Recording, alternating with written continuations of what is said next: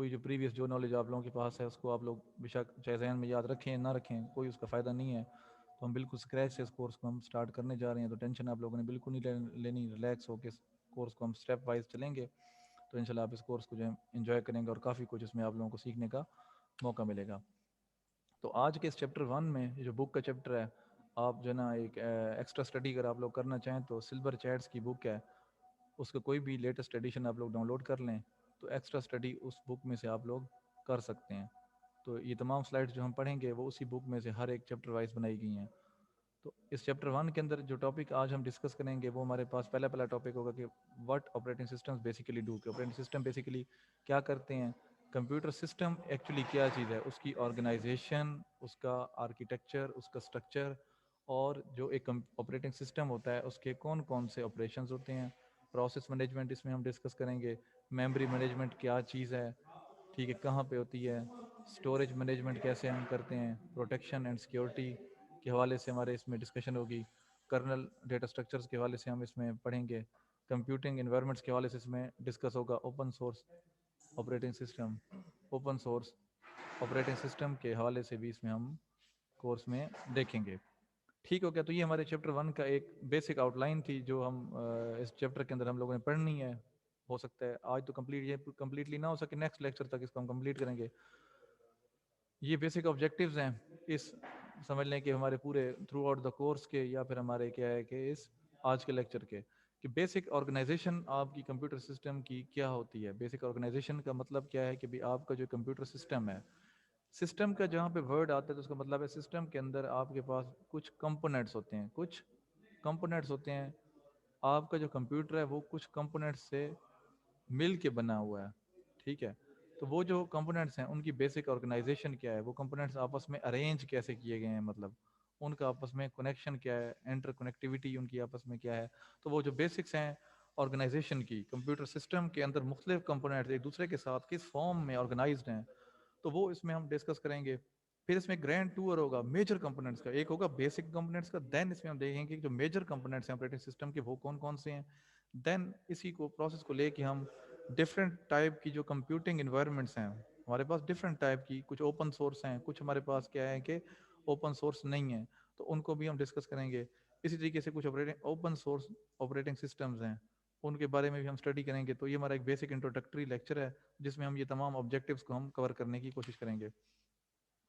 Operating system हमारे पास basically क्या है, तो इसकी जो डेफिनेशन है अगर हम देखें तो वो ये है कि ये एक लेयर है। Basically it is a layer which is between a user and a computer hardware.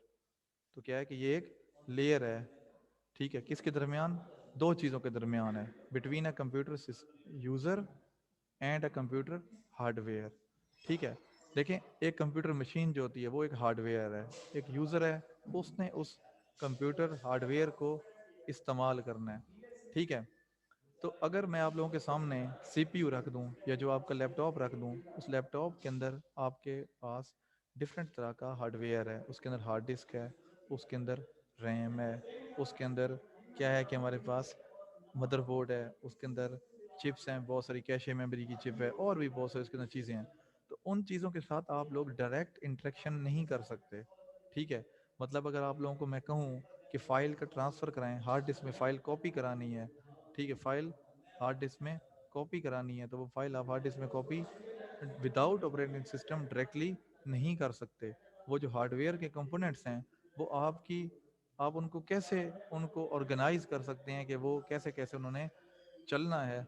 तो ये चीज़ जो है ना हमारे पास, ये चीज़ हमें कौन प्रोवाइड करता है, हमें ऑपरेटिंग सिस्टम प्रोवाइड करता है। So the goal of the operating system is that it has to execute the user programs and make solving user problem easier. तो बेसिक जो थीम है या बेसिक गोल है हमारे पास ऑपरेटिंग सिस्टम को, ये है कि इसने यूज़र के प्रोग्राम्स को एग्जीक्यूट करवाना। यूज़र प्रोग्राम मतलब कि जो यूज़र अपने लिए कोई फंक्शनैलिटी उसमें परफॉर्म करानी है, उसके लिए वो कोई प्रोग्राम लिखता है, ठीक है, उस प्रोग्राम को चलाना है, और यूज़र की जो प्रॉब्लम्स हैं उनको ईजिली सॉल्व करना है, ठीक है जी। तो ये हमारे पास यहाँ पे इशू है। तो बच्चे यहाँ पे दो स्टूडेंट्स ने हैंड रेस किया, हमजा काशिफ ने। जी हमजा काशिफ, क्या इशू है?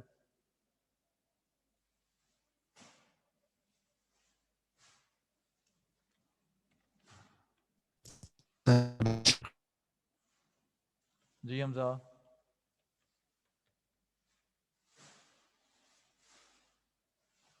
हैंड रेज किया बच्चों यहाँ पे आपने।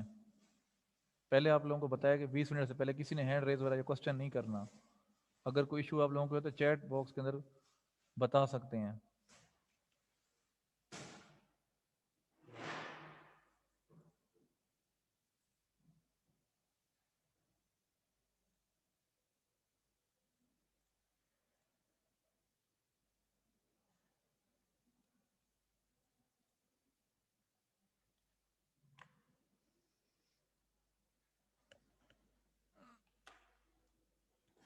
अब यहाँ पे नेक्स्ट चीज़ आ गई हमारे पास कि कंप्यूटर सिस्टम का स्ट्रक्चर क्या है। कंप्यूटर सिस्टम आपको पता है कि जब सिस्टम की यहाँ बात आती है तो उसका मतलब है कि उसके अंदर बहुत सारे हमारे पास कंपोनेंट्स हो सकते हैं।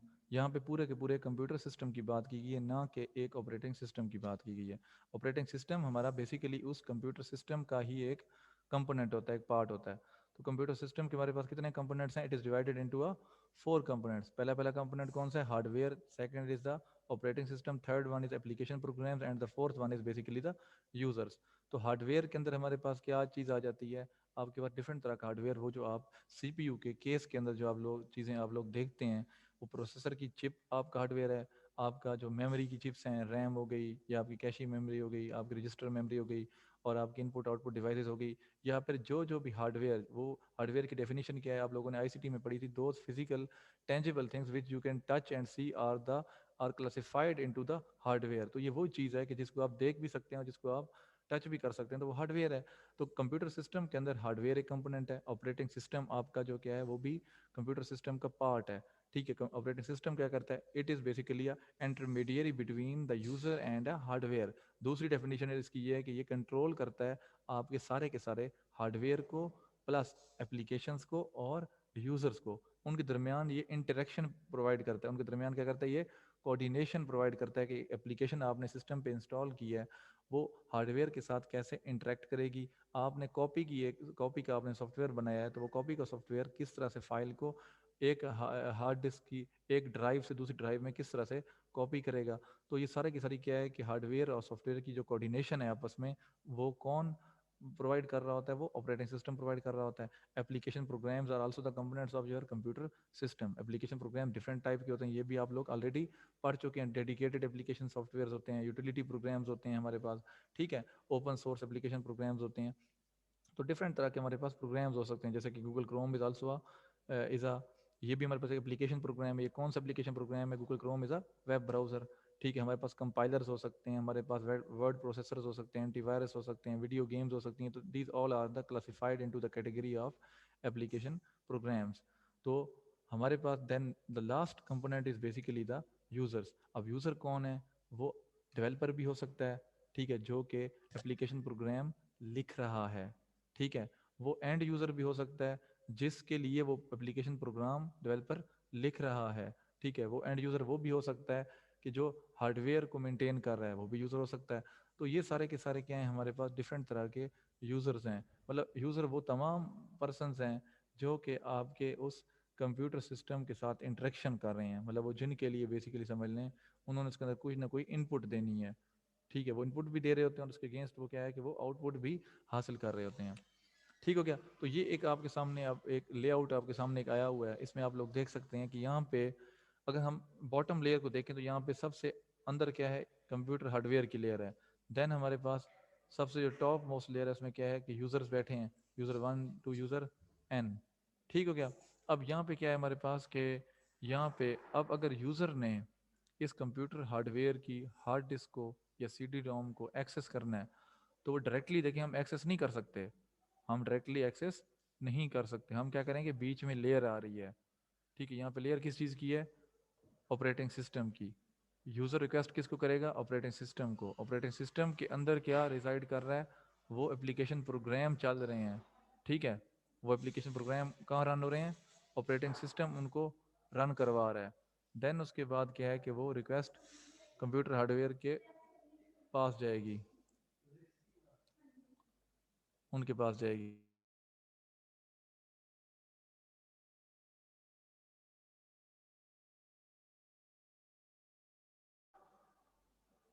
तो ये हमारे पास बेसिकली एक जनरल ओवरव्यू है कि ये जो 4 कंपोनेंट्स हैं कंप्यूटर सिस्टम के, इनकी आपस में कैसे कोऑर्डिनेशन हो रही है। कि यूज़र आया, उसने रिक्वेस्ट की किसको, एप्लीकेशन प्रोग्राम को, कि मैंने कोई चीज़ लिखनी है या मैंने कोई चीज़ कॉपी पेस्ट करनी है, वो हमारे पास क्या है, किसके पास जाएगी, देन ऑपरेटिंग सिस्टम उसको हैंडल करेगा और वो ऑपरेटिंग सिस्टम किसको आगे भेजेगा, कंप्यूटर हार्डवेयर को भेजेगा। ठीक हो गया। तो ये हमारे पास इन 4 कंपोनेंट्स की आपस में इस अंदाज में हमारे पास क्या है कि कोऑर्डिनेशन हो रही है। ठीक हो गया। देन हमारे पास आ गया कि ऑपरेटिंग सिस्टम, अब 4 कंपोनेंट आप लोगों ने देख लिए। ठीक है बच्चे, वो कौन कौन से 4 कंपोनेंट थे, कोई बता सकते हैं आप में से, एनीवन? कोई एक कंपोनेंट बता दें। जब भी मैंने 4 कंपोनेंट हमने डिस्कस किए हैं कंप्यूटर सिस्टम के। जी जी बोले बच्चे। हार्डवेयर, ऐसे ही है, हार्डवेयर हो गया, ऑपरेटिंग सिस्टम हो गया, ठीक हो गया। एप्लीकेशन प्रोग्राम्स हाँ, हो गए, एप्लीकेशन प्रोग्राम हो गया, और इसके अलावा यूजर यूजर हो हो गए, गए, यूजर्स हो गया। यूजर, यूजर कौन कौन से हो सकते हैं, कोई बता पीपल हो सकता है? सकते हैं सर, डेवलपर हो सकते हैं, हाँ जी बिल्कुल, ऐसे ही है, मशीन्स हो सकती हैं। ऐसे ही है, बिल्कुल ठीक हो गया। तो ये हमारे पास क्या है कि डिफरेंट तरह के हमारे पास यूजर्स हो सकते हैं जिन्होंने मतलब उसको इस्तेमाल करना है। अब हम फर्दर देखने जा रहे हैं कि ऑपरेटिंग सिस्टम खुद से क्या करता है, what is actually operating system do. ठीक है। अच्छा, ऑपरेटिंग सिस्टम की कोई एग्जांपल है आप लोगों के जहन में कोई अभी तक, मतलब आप लोग माशाल्लाह से इस वक्त 4th सेमेस्टर में पहुंच गए हैं, कोई ऑपरेटिंग सिस्टम की एग्जांपल तो दें जी। माइक्रोसॉफ्ट, माइक्रोसॉफ्ट विंडोज़ हो गई, मैक ओएस हो गया, ठीक है। इसके अलावा गुड गुड, सर लिनक्स हो गए। लिनक्स हो गया, गुड। इसके अलावा एंड्रॉयड हो गया, good. Anyone else? Macintosh, Unix, Unix हो गया, बिल्कुल गुड, ऐसे ही है। इसके अलावा कोई और आप लोगों ने देखा हो? अभी एक यहाँ स्टूडेंट ने लिनक्स के बारे में बताया है, एक ने लिनक्स के बारे में। लिनक्स के, अच्छा एक क्वेश्चन है मेरा आप लोगों से जनरल स्टडी के वाले से, कि लिनक्स के और भी बहुत सारे फ्लेवर्स हैं, वर्जन्स हैं लिनक्स के। कोई बता सकता है आप में से कि लिनक्स के और कौन कौन से वर्जन है, किसी एक वर्जन का नाम बता दें। Sir Ubuntu. Ubuntu, good. इसके अलावा यूबंटो, रेड हैट लिनक्स हो गया, ठीक है। तो कोई और इसके अलावा, और कोई माइंड में नहीं है आप लोगों के? डॉस, सर डॉस, ISO हो iOS सकता हो है गया, सर। हाँ जी बिल्कुल, iOS ऑपरेटिंग सिस्टम है ना जो आप लोग आईफोन में यूज़ करते हैं, यस, वो iOS ठीक है है। iOS आपके पास ऑपरेटिंग सिस्टम है जो कि उसमें आईफोन में आप लोग यूज़ करते हैं, ठीक है। इसके अलावा और भी कोई ऑपरेटिंग सिस्टम, एक और ऑपरेटिंग सिस्टम भी है, शायद आप लोग भूले बैठे हैं, आप लोगों ने यूज़, लाजमी बात है आप लोग यूज़ किया होगा कभी ना कभी, वो आपकी विंडोज़ के अंदर ही होता है। कोई इसको, अच्छा इतना हिंट दे दिया मैंने आपको, विंडोज़ के आपके अंदर ही है, माइक्रोसॉफ्ट विंडोज़ के अंदर ही यूज़ हो रहा है, वो कौन सा है, कोई बता सकता है? Sir games. नहीं नहीं, गेम्स कहाँ से ऑपरेटिंग सिस्टम में आ गया, गेम्स, गेम्स कर्नल, कर्नल नहीं है बच्चे, कर्नल तो उसका कंपोनेंट है एक। सर। एंटीवायरस। नहीं नहीं, एंटीवायरस एक सॉफ्टवेयर है जो कि वायरस को पकड़ता है, वो तो मालवेयर के लिए है, ठीक हो गया। DOS, DOS, DOS, DOS DOS, DOS operating system है, डॉस, ठीक है। सी एम सर डी ये सी क्या एम इसका idea? C M D use किया, CMD कभी? CMD, स्टार्ट मेन्यू में जाके, स्टार्ट मेन्यू में जाके CMD लिखें तो वो आपको जी जो, सर, बस थोड़ी बहुत यूज़ की है। हाँ जी, तो वो क्या है, वो भी बेसिकली ऑपरेटिंग सिस्टम ही है। जिस वक्त ये विंडोज़ नहीं आई थी ना, तो उस ज़माने में command line, ICT first semester याद करें, आप लोगों को पढ़ाया गया था कि हमारे पास कमांड लाइन ऑपरेटिंग सिस्टम होते हैं। ऐसे था कि नहीं था? Command line OS, yes sir, होता था। उसमें यस सर, कमांड लाइन उसमें बिल्कुल। उसमें क्या एग्जांपल थी, डॉस की एग्जांपल थी या नहीं थी? डिस्क ऑपरेटिंग सिस्टम, तो वो जो डिस्क ऑपरेटिंग सिस्टम है हमारे पास, वो CMD ही कहलाता है। CMD के थ्रू उसको आप डिस्क ऑपरेटिंग सिस्टम को लॉन्च कर सकते हैं, ठीक हो गया। 10 मिनट बाद मीटिंग एंड होगी, तो उसको फिर दोबारा आप लोगों ने अभी रिकनेक्ट करना है, ठीक हो गया। तो बस आगे चलते हैं। अब कोई क्वेश्चन है यहाँ तक किसी का? क्योंकि 20 मिनट्स का मैंने कहा था, लिवरेज आप लोगों को दी थी, तो कोई क्वेश्चन अगर किसी का यहाँ पे है तो वो पूछ लें, ताकि फिर मैं फर्दर आगे कंटिन्यू करूँ। सर जी क्वेश्चन ये है कि ऑपरेटिंग सिस्टम भी सॉफ्ट फॉर्म में होता है और उसके बाद जो हमारा थर्ड कंपोनेंट है वो एप्लीकेशंस प्रोग्राम, तो इन दोनों में डिफरेंस क्या हुआ? इन दोनों में डिफरेंस बच्चे ये है कि जो आपके एप्लीकेशन प्रोग्राम्स हैं ना वो डायरेक्टली आपकी हार्डवेयर के ऊपर रन नहीं हो सकते। ठीक है, पहली बात ये यहाँ तक याद रखनी है। दूसरी बात ये है कि आपका ऑपरेटिंग सिस्टम भी एक सॉफ्टवेयर होता है। ठीक है, ये एक ऐसा सॉफ्टवेयर है जो कि आपके बाकी एप्लीकेशन प्रोग्राम्स को रन होने के लिए एक लेयर प्रोवाइड करता है, लेयर। ठीक है, आपके एप्लीकेशन प्रोग्राम्स डायरेक्टली आपकी हार्डवेयर के ऊपर रन नहीं हो सकते, क्योंकि जब एक एप्लीकेशन प्रोग्राम रन होता है तो उसको रन होने के लिए बहुत सारी रिसोर्सेज चाहिए होती है, रिसोर्सेज को मैनेज करना होता है। अब लेकिन एक प्रोग्राम तो आपके पास कंप्यूटर में है नहीं, ठीक है, आपके पास इस वक्त दर्जनों प्रोग्राम चल रहे हैं ना, जैसे कि माइक्रोसॉफ्ट वर्ड है, गूगल क्रोम है, ठीक है, एम एस ऑफिस के बहुत सारे प्रोग्राम्स हैं, अंदर गेम्स हैं आपके पास, एंटीवायरसेस हैं। अब ये सारे के सारे प्रोग्राम हम अगर ऑपरेटिंग सिस्टम के बगैर चलाएंगे ना तो क्या होगा कि ये प्रॉपरली रन नहीं हो पाएंगे, क्योंकि रैम जो है प्रोग्राम्स ने कहाँ जाके एग्जीक्यूट होने, आपकी रैम के अंदर जाके उन्होंने जाके स्टोर होना, लोड होने जाके। तो ये मैनेजमेंट किसने करनी है कि कौन सा प्रोग्राम पहले रैम में जाएगा, कितना टाइम वो रैम में रहेगा, ये तमाम चीज़ें जो मैनेज करनी है वो किसने करनी है, ऑपरेटिंग सिस्टम ने करनी है। Operating system is basically a manager. It is एक और डेफिनेशन यहाँ पे, एक और डेफिनेशन यहाँ पे सामने आ गई है, वो ये है कि operating system is basically a resource manager. Resources वो तमाम चीज़ें हैं जो कि आपके प्रोग्राम्स को, आपकी गेम्स को, आपके सॉफ्टवेयर्स को रन होने के लिए चाहिए। वो रिसोर्स कौन कौन सी हो सकती है, वो सीपीयू भी रिसोर्स है, आपकी हार्ड डिस्क भी रिसोर्स है, आपकी रैम भी रिसोर्स है। वो तमाम चीज़ें आपकी क्या हैं, रिसोर्सेज हैं। तो अब देखें ना, रिसोर्स डिस्ट्रीब्यूशन, एक और डेफिनेशन यहाँ पे सामने आई है, वो ये है कि operating system is also a resource distributor. Equal distribution करनी है इसने रिसोर्सेज की among the different running programs. बात समझ आ गई बात? तो ये डिफरेंस है बेसिकली हमारे पास एक सिंपल एप्लीकेशन प्रोग्राम्स में और जो हमारे पास ये ऑपरेटिंग सिस्टम के अंदर, ये हमारे पास बेसिकली डिफरेंस है। समझ आ रही बात? तो ये एक मैनेजर जी है, ये उन तमाम एप्लीकेशन को मैनेज कर रहा है, हालांकि ये दोनों हैं सॉफ्टवेयर ही, ठीक है, लेकिन इसका लेवल हाई है, ये मैनेजर है। ठीक हो गया? अब जैसे कि कंपनी ओके होती सर। है, अब देखें ना कंपनी की अगर हम बात करें जनरल, अपनी यूनिवर्सिटी की बात कर लें। अब हमारे यूनिवर्सिटी के अंदर एम्प्लॉयज़ हैं, सारे के सारे हैं तो इंसान ही ना, लेकिन उन सब के एक लेवल्स हैं। ठीक है, कोई हेड ऑफ डिपार्टमेंट है, कोई डायरेक्टर है, कोई डीन है, मतलब इस तरह से हर एक का अपना लेवल है। तो अब उसमें किसी ना किसी की जिम्मेदारी होती है कि उन्होंने बाकियों को मैनेज करना है। तो ऑपरेटिंग सिस्टम की जिम्मेदारी क्या है कि उसने रिसोर्सेज को मैनेज करना है। ठीक हो गया? जी सर, तो ये सारी शुक्रिया। चीज़ें अभी इसके अंदर हमारी डिस्कस होंगी। तो एनीवन एल्स, किसी और का कोई क्वेश्चन?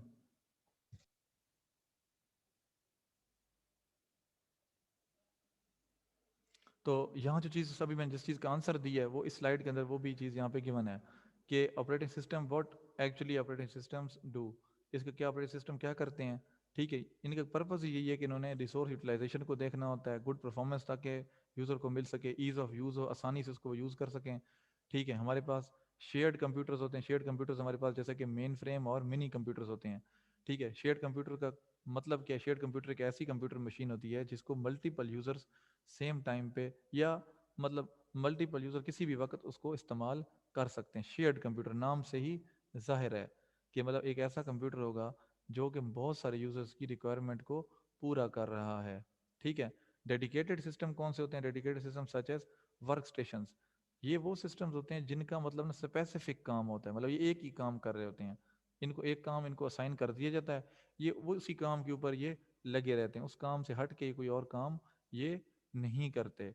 अब शेयर्ड कंप्यूटर्स जो होते हैं ना वो हमारे पास मल्टीपल काम कर सकते हैं। वो हो सकता है वो कॉपी पेस्ट का काम भी कर रहे हो सकता है डेटा एंट्री का काम भी कर रहे हो सकता है वो ऑडियो वीडियो प्ले करने का काम भी कर रहे हो। ठीक हो गया? तो वो हमारे पास क्या है कि वो शेयर्ड कंप्यूटर्स होते हैं, क्योंकि मल्टीपल यूजर्स होते हैं, तो मल्टीपल यूजर्स के मल्टीपल टाइप के क्या है कि काम भी हो सकते हैं। अब डेडिकेटेड सिस्टम की एग्जांपल क्या है, जैसे कि हमारे पास एटीएम मशीन्स हैं, जिसमें आप लोग जाते हैं, कार्ड स्वैप करते हैं और आपको पैसे मिल जाते हैं, अगर आप लोगों के अकाउंट में पैसे होंगे तो डेडिकेटेड काम है एटीएम मशीन का। डेडिकेटेड काम क्या है कि उसने यूजर के कार्ड के स्वैप करके उसको पैसे देने। अब एटीएम कार्ड को, एटीएम मशीन को ये काम तो नहीं करती है कि आपने कार्ड डाला और साथ में जो ना वो रिंग टोन चलनी शुरू हो जाए, गाना शाना चलना शुरू हो जाए, ऐसे तो मतलब कभी हुआ है आज तक कभी आप एटीएम पे गए हो? नहीं हुआ ना, क्योंकि वो डेडिकेटेड काम है उसका कि उसने पैसे ही देने हैं। जो घर में आप लोग यूज कर रहे हैं system, these are the personal computers, तो उस पर आप मल्टीपल काम कर रहे हैं। वो जो आपके घर में कंप्यूटर है उसको आप शेयर्ड कंप्यूटर भी उसको आप बना सकते हो। ठीक हो गया। डिफरेंट हमारे पास सॉफ्टवेयर्स हैं, डिफरेंट हमारे पास हार्डवेयर टेक्नोलॉजीज हैं जिनकी मदद से आप एक ही कंप्यूटर को मल्टीपल यूजर्स के दरमियान डिवाइड कर सकते हो। वही आपका सेम प्रोसेसर जो है उसको मल्टीपल यूजर्स इस्तेमाल कर सकते हैं। मल्टीपल एलसीडीज आपके एक पीसी के साथ कनेक्ट की जा सकती हैं, मल्टीपल कीबोर्ड्स कनेक्ट किए जा सकते हैं। ठीक हो गया। नेटवर्क के अंदर शेयर कर सकते हो उसको, तो शेयर्ड बन जाएगा वो।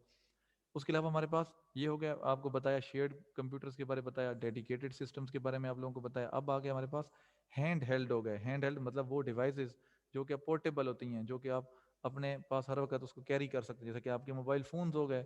अब ये हैंड हेल्ड डिवाइसेस हैं। ठीक है। रिसोर्स पुअर की यहाँ बात आ रही है, मतलब ये वो होते हैं कि इनको थोड़ी बहुत रिसोर्स देनी पड़ती है। ठीक है। ज़्यादा रिसोर्स इनको नहीं चाहिए होती। Optimise for usability and battery life. तो इनको बनाया ऐसे जाता है कि इनके अंदर जो हार्डवेयर कंपोनेंट इस्तेमाल किए जाते हैं वो इस किस्म के होते हैं कि वो ज़्यादा बैटरी और ज़्यादा हार्डवेयर पावर को वो यूज़ नहीं करते। आपका जो मोबाइल फ़ोन है, अब एक बार आप लोग चार्ज करते हैं, वो 1 दिन 2 दिन आराम से चल जाता है, क्योंकि उसके अंदर जो हार्डवेयर कंपोनेंट यूज़ किया गया है वो क्या है कि उतनी पावर ज़्यादा यूटिलाइज नहीं कर रहा होता। लेकिन गोल क्या है हमारा कि लेस पावर यूज़ करें, यूटिलाइज करें, लेकिन हमें परफॉर्मेंस क्या है कि वो उसी तरह से अच्छी प्रोवाइड करे, ऑप्टिमाइज्ड परफॉर्मेंस हमें प्रोवाइड करे। ठीक है। अच्छा, इसके अलावा हमारे पास ना एम्बेडेड ऑपरेटिंग सिस्टम भी हमारे पास होते हैं। एम्बेडेड कंप्यूटर भी एम्बेडेड कंप्यूटर्स में इस्तेमाल हो, जैसे कि आप लोगों के घर में काफ़ी सारे घरों में ओवन भी होंगे खाना गर्म करने वाले। वो बेसिकली जब आप टाइमर प्रेस करते हैं कि 10 सेकंड के लिए, 20 सेकंड के लिए, 30 सेकंड के लिए हम लोगों ने उसको क्या है कि हीट करना है, तो वो भी देखें आप बीच में उस ओवन के अंदर बैकग्राउंड में हार्डवेयर लगा हुआ है। अब ये जो टाइमर चल रहा है कि 30 सेकंड के लिए, 40 सेकंड के लिए, तो ये भी बीच में एक ऑपरेटिंग सिस्टम काम कर रहा है। वो ऑपरेटिंग सिस्टम मैनेज कर रहा है कि मैंने कितने टाइम के लिए उस खाने को मैंने क्या है कि कुक करना है या उसको मैंने हीट करना है। तो ये जो हमारे पास ओवन हो गए या दूसरे हमारे पास गाड़ियों के अंदर एम्बेडेड ऑपरेटिंग सिस्टम लगे होते हैं, छोटे छोटे ऑपरेटिंग सिस्टम होते हैं जिनके कुछ स्पेसिफिक छोटे मोटे जिनके टास्क होते हैं। अब गाड़ियों के अंदर जीपीएस के लिए अलग से बास गाड़ियों में एम्बेडेड ओएस लगे होते हैं जो कि आपको जीपीएस ट्रैकिंग आपको प्रोवाइड कर रहे होते हैं।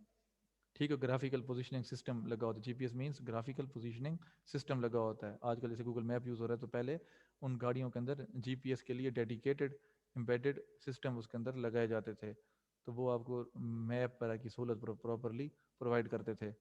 ठीक है।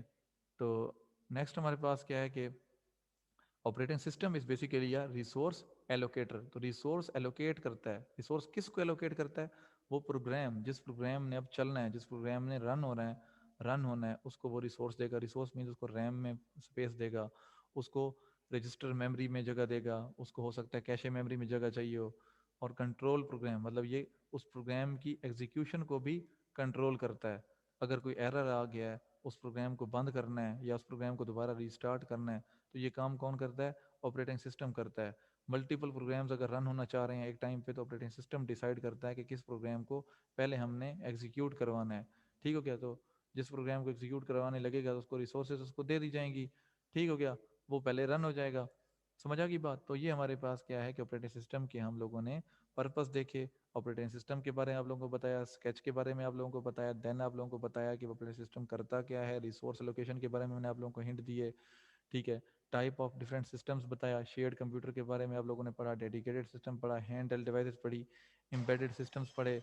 देन आप लोगों ने रिसोर्स एलोकेशन के बारे में डिस्कस किया, कंट्रोल प्रोग्राम के बारे में हम लोगों ने बात की। ठीक है।